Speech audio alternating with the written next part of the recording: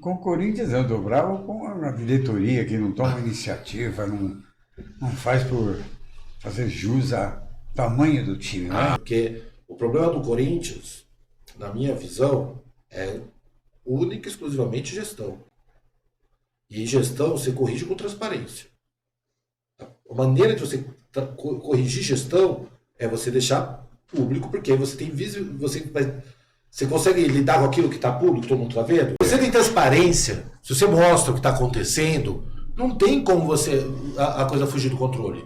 Porque está todo mundo em cima, ainda mais o Corinthians. Eu espero que a diretoria ouça 1% do que nós falamos. Olha como eu estou sendo modestíssimo. 1% da seriedade, da transparência, porque esse time é muito maior do que diretor, do que presidente, isso que é fundamental. Sabe, com 35 milhões de torcedores, estarmos numa situação dessa é lamentável.